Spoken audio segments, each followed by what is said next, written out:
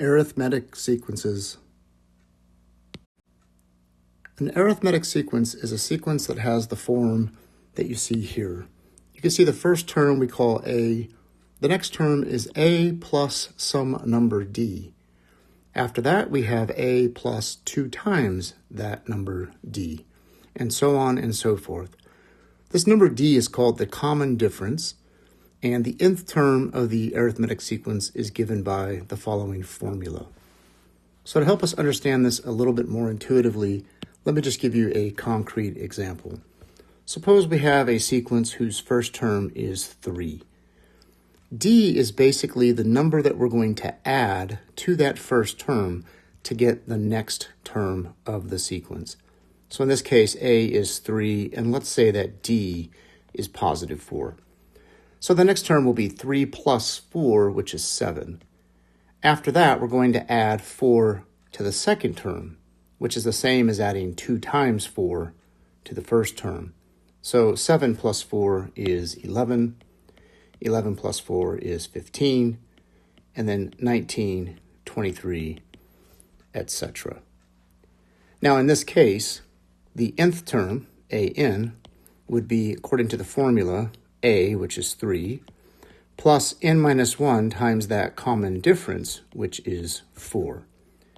And if we multiply this out, we have 3 plus 4n minus 4, and this simplifies to 4n minus 1.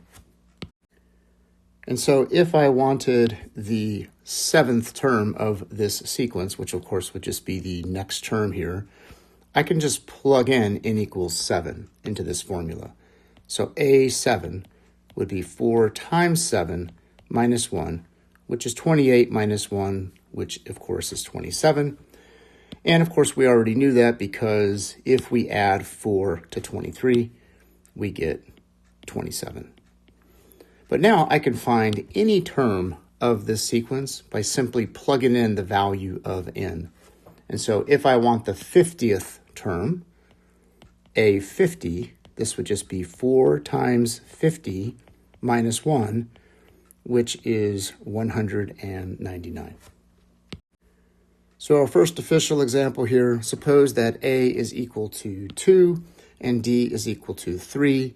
The first few terms of the arithmetic sequence here are going to be 2, 2 plus 3, which is 5, 5 plus 3, which is 8, etc. Any two consecutive terms of this sequence differ by an amount of 3. That's because D is the common difference there. And the nth term would be given by the following formula. Now, normally when you find the nth term, we like to go ahead and simplify this. And so I would like to say here that an is going to be 2 plus 3n minus 3, which is 3n minus 1. It's always best to give the simplified version. For the second part of this example, let's consider the arithmetic sequence 9, 4, -1, -6, etc. Here the common difference is -5 because basically to move from one term to the next, we have to add -5 or subtract 5, right? We know that 9 minus 5 is 4, 4 minus 5 is -1, etc. And again, that common term, nth term, can be written in terms of the formula A plus n minus 1 times D, and in this case that is 9 take away 5 times n minus 1.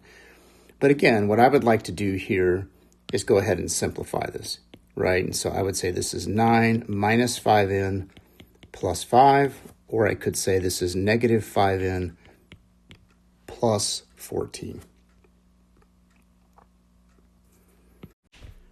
For the third part of this example, let's graph the arithmetic sequence an equals 1 plus 2 times the quantity n minus 1. I like to simplify this, and so an will be 1 plus 2n minus 2, which is equal to 2n minus 1.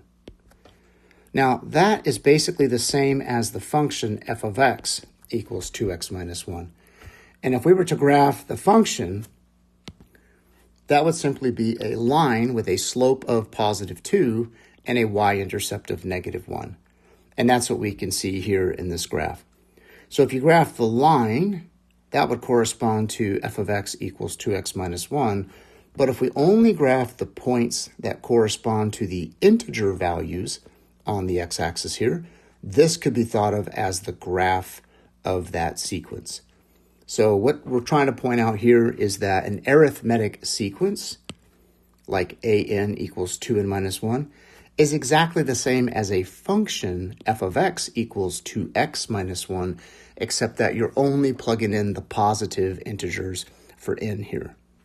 So an arithmetic sequence is the same as a linear function.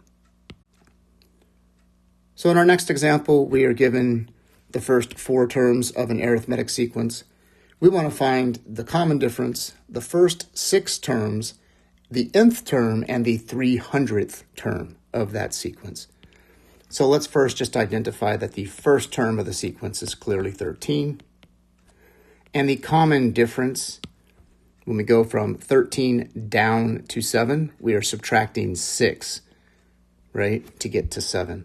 So another way to get the common difference is to simply take 2 successive terms and simply take the latter term minus the former term, and this is equal to -6. Now to get the first 6 terms, well, we already have the first 4 terms.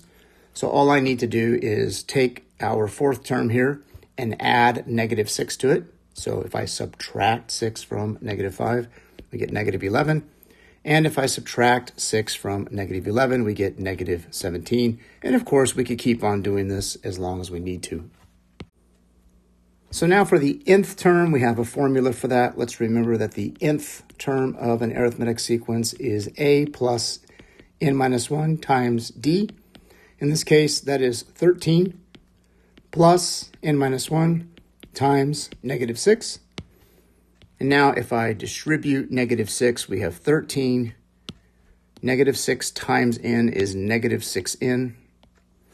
And then we have -6 times -1, which is +6. This is the same as -6n plus 19. So this is our nth term. And then finally, to find the 300th term, right, that just means a 300, which is like saying n equals 300. So if I plug in 300 here, we have -6 times 300 plus 19. Oops. And this is equal to -1800 plus 19. And if we do the math there, we get -1781. In our next example, we are given the 11th term of an arithmetic sequence is 52. So that's A11 equals 52. And the 19th term is 92. So A19 equals 92. We do not know the first term, and we do not know the common difference. We need to find those things. So we're going to use our nth term formula, which is this formula here. And I know that when n equals 11, an, or A11, is 52. So I can replace an with 52. Again, we don't know what a is, but we know that when we replace an with 52, the value of n is 11. So we have 11 minus 1 times d. And this simplifies to 52 equals a plus 10 times d. And we could do the same thing for A19. A19 is 92, so I can replace an with 92 there. And that's going to give us a plus 19 minus 1 times d. And this says 92 is equal to a plus 18d. Now we can take these two equations and we can solve for a and d. And you can use either substitution or elimination. What I'm going to do here is just solve for a. So a equals 52 take away 10 times d. And now I can take this expression and substitute it in for a in the other equation. And that gives us 92 equals 52 minus 10d plus 18d. And if we subtract 52 from both sides, we get 40. and negative 10d plus 18d is 8d. And then solving for d here, we get d equals 5. And now we'll just plug d equals 5 up here. A is going to be 52 minus 10 times 5, which is 2. So we now know the first term of the sequence is 2, and the common difference is 5. So we can write the general nth term, which is a plus n minus 1 times d, will be 5 plus n minus 1, 2 plus, because a is 2, n minus 1 times d, and d is 5. And this is 2 plus 5n minus 5, which is equal to 5n minus 3. And so the nth term of this geometric sequence is that, but let's recall they wanted the 1,000th term. So to find the 1,000th term, all we got to do now is let n equal 1,000.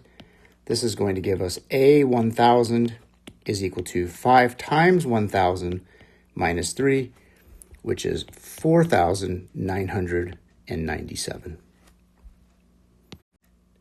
If we add the first n terms of a geometric sequence, this is going to amount to taking the sum of a plus d, a plus 2 times d, all the way out to the nth term, which is a plus n minus 1 times d. There are two formulas for finding this nth partial sum, and they are given here. One of them is Sn equals n divided by 2 times the quantity 2a plus n minus 1 times d. And the other one is Sn equals n times the quantity a plus an divided by 2. Now, both of these formulas work. To determine which formula to use, it all depends on the information that you have been given. So, for example, here, I want to find the sum of the first 50 odd numbers. So let's think about what that sum would be. First of all, we're going to call it S50 because there's 50 odd numbers they want us to add up.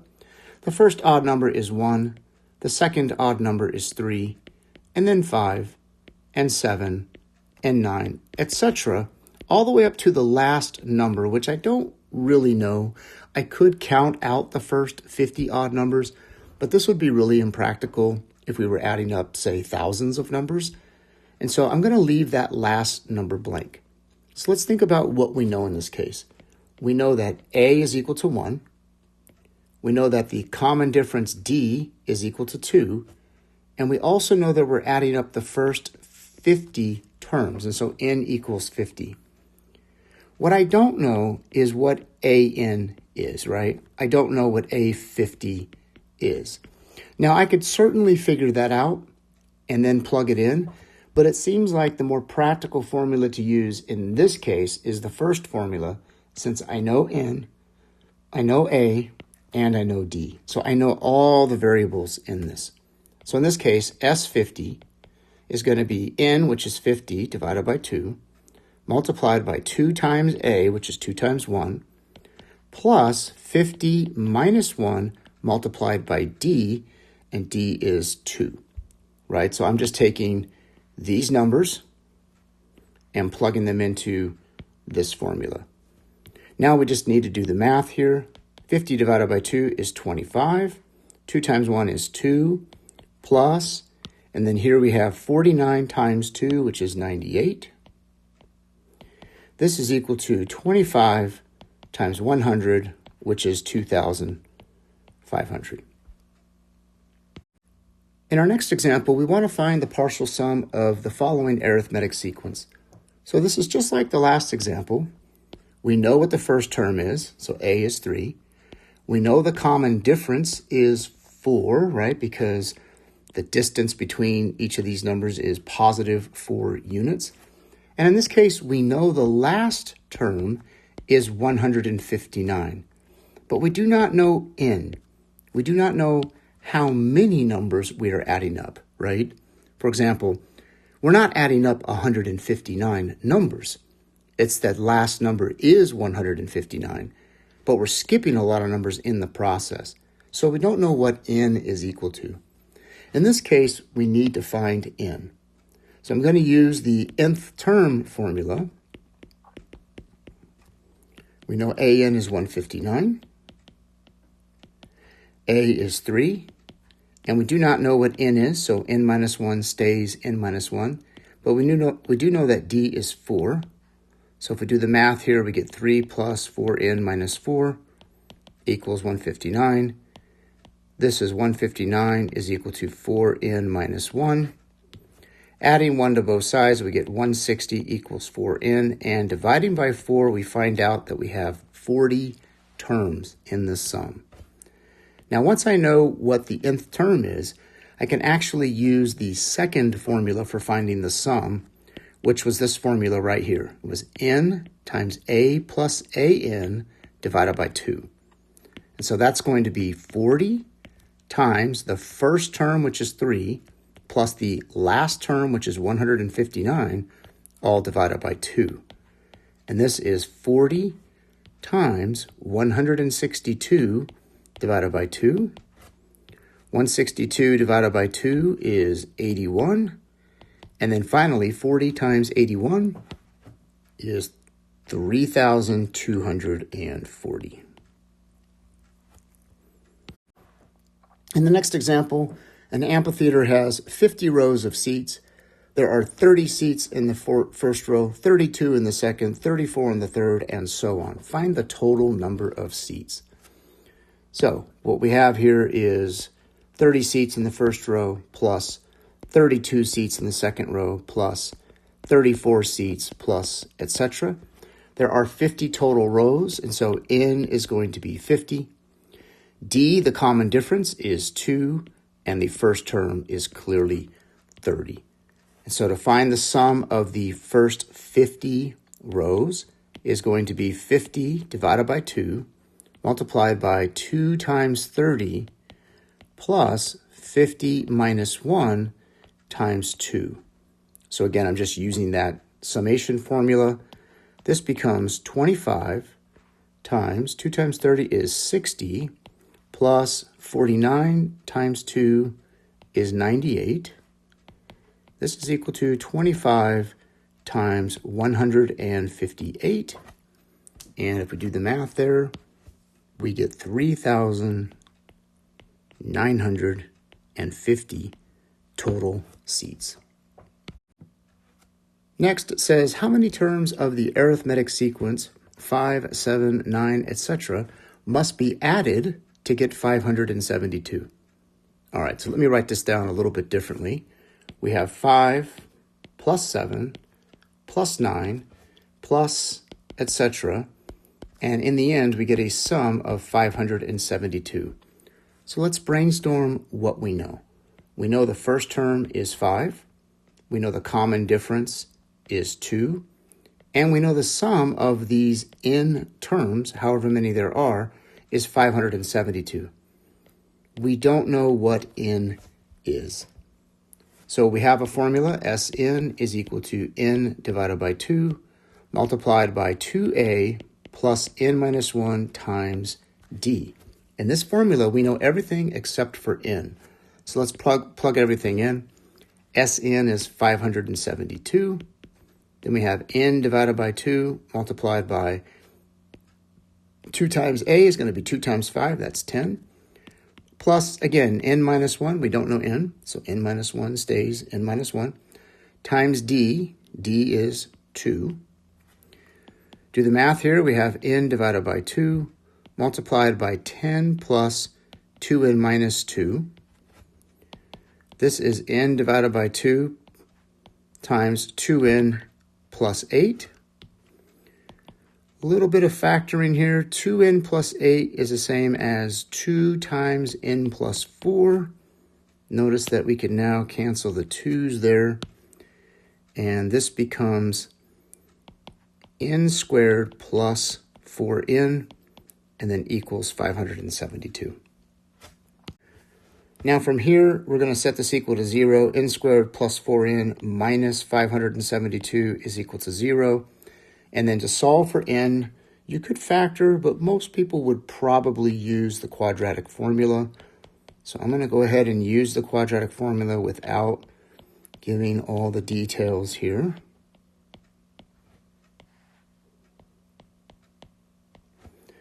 Do the math here. We have -4 plus or minus the square root of 4 squared is 16. And then here we have -4 times 1 times -572. So we're going to have a positive, and then 4 times 572. You could figure that out with a calculator, or you could figure it out on paper. But we get 2,288. 2 times 1 is 2. And now we're just going to keep on going with the simplification. -4 plus or minus the square root of 2,288 plus 16 is 2,304. Now you can figure out the square root of 2,304 by guess and check, but when you take the square root of 2,304, ends up being 48. So we have -4 plus or minus 48 divided by 2. There are two answers here. -4 plus 48 divided by 2 is 22. And the other answer, -4 minus 48 divided by 2, is -26. Now remember, n is how many terms we are adding up. That cannot be a negative number. So we must be adding up 22 terms. And that concludes this video lesson.